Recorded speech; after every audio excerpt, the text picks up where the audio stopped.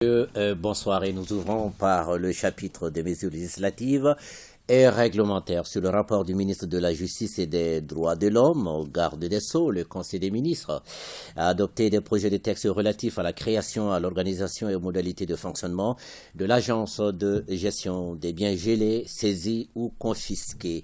Le gouvernement a adopté la loi numéro 2021-051 du 29 septembre 2021 portant modification du code de procédure pénale pour renforcer le cadre institutionnel en matière de lutte contre la corruption et la délinquance économique et financière. Cette modification a permis d'instituer le pôle national économique et financier et de corriger les insuffisances du code de procédure pénale en matière de saisie. Cependant, la conservation et la gestion des biens saisis dans le cadre de la procédure pénale actuellement assurée par le greffe sont confrontés à de sérieuses difficultés au niveau des juridictions en ce qui concerne, entre autres, l'état de la conservation des objets saisis, leur gestion et les responsabilités liées à cette gestion avant la détermination de leur sort à la fin de la procédure et l'insuffisance de moyens pour assurer la conservation et l'entretien des biens saisis en attendant la fin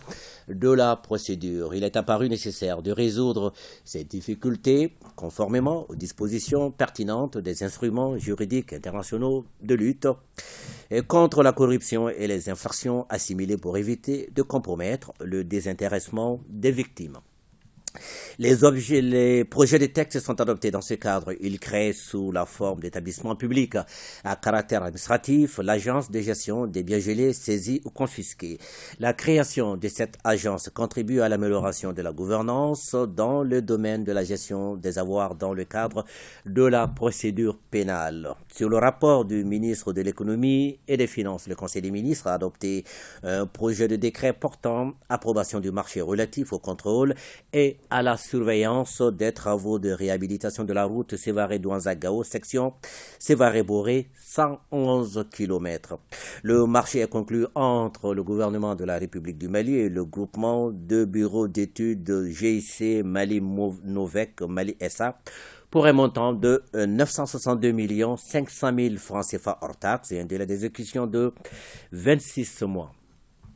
La réhabilitation de la route Sévaré-Douanza-Gao, section Sévaré-Boré, contribuera notamment à améliorer les conditions de transport des personnes et de leurs biens et à promouvoir l'économie nationale. Sur le rapport du ministre du Développement rural, le Conseil des ministres a adopté un projet de décret fixant les modalités d'application de la loi numéro 2012-004 du 23 janvier 2012 régissant la procédure, la diffusion, l'importation, l'exportation, la commercialisation, le contrôle et la certification des semences, ovules, embryons d'origine animale et des reproducteurs.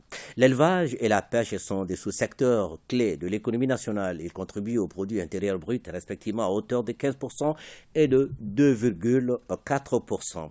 En dépit de son potentiel important, les sous-secteurs de l'élevage et de la pêche sont confrontés à des contraintes parmi lesquelles la faible productivité des différents systèmes de production, les faibles niveaux d'organisation des acteurs des filières animales et aquacoles et de financement.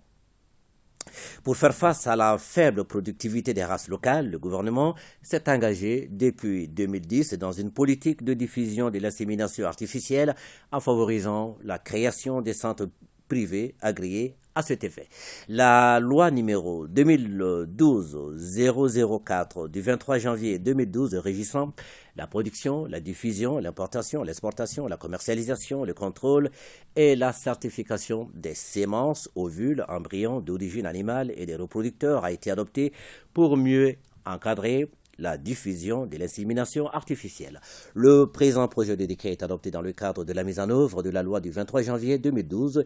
Il prend en compte la définition des rôles et devoirs des centres privés agréés de production et de diffusion des semences, d'ovules, d'embryons d'origine animale ainsi que de reproducteurs, l'encadrement des activités du centre d'insémination artificielle animale en vue de l'accroissement des productions animales par l'utilisation des techniques de l'insémination artificielle, l'utilisation de l'ovule et de l'embryon dans les programmes d'amélioration génétique des animaux avec l'application de la biotechnologie, le développement de l'aquaculture avec l'émergence du sous-secteur de la pêche dans l'économie nationale. Au chapitre des mesures individuelles, le Conseil des ministres a procédé à des nominations. La liste nominative des intéressés est disponible sur le site web du secrétariat général du gouvernement. C'est le www.scgg-mali.ml et dans le journal L'Essor. Au chapitre des communications, le ministre de la Refondation de l'État chargé des relations avec les institutions a informé le Conseil des ministres de l'état d'avancement de la mise en œuvre du cadre stratégique de la refondation de l'État. En vue de la mise en œuvre du cadre stratégique de la refondation de l'État, un cadre institutionnel de pilotage a été fixé par le décret numéro 2022-0516 PRM du 1er septembre 2022. Les activités suivantes sont envisagées: des rencontres de présentation et d'appropriation du cadre stratégique de la refondation de l'État avec les représentants de la haute administration, des institutions et autorités administratives indépendantes, de la classe politique, des organisations de la société civile, des syndicats, du patronat, dans les universités, dans les collectivités territoriales et avec les forces vives de la nation. La réunion du comité de pilotage stratégique de la refondation de l'État avec les secrétaires généraux des départements ministériels, les réunions des comités techniques de coordination de la mise en œuvre de plans d'action, la réunion du conseil d'orientation de la refondation de l'État présidé par le Premier ministre avec la participation de tous les ministres. La réalisation de ces activités permettra aux acteurs institutionnels et sociopolitiques de mieux s'approprier les actions du gouvernement dans le cadre de la réalisation des recommandations issues des assises nationales de la refondation. Le ministre de la Santé et du Développement social a informé le Conseil des ministres de la signature des contrats de performance entre le ministre chargé de la Santé et les directeurs généraux des hôpitaux. Les contrats de performance ont été initiés pour améliorer le fonctionnement des hôpitaux publics de deuxième et troisième référence et renforcer la qualité des soins de santé au bénéfice de la population. La cérémonie officielle de signature des contrats de performance entre le ministre chargé de la Santé et les directeurs généraux des hôpitaux a eu lieu le 8 septembre 2022. Le contrat de performance a pour objet d'améliorer la performance du directeur général de l'hôpital dans le domaine de la gouvernance hospitalière et est mis en œuvre pour une période d'1 an.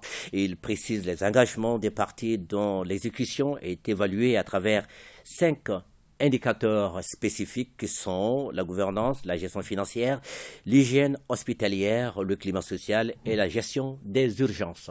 L'Agence nationale d'évaluation et d'accréditation des établissements de santé est chargée de l'évaluation des contrats de performance.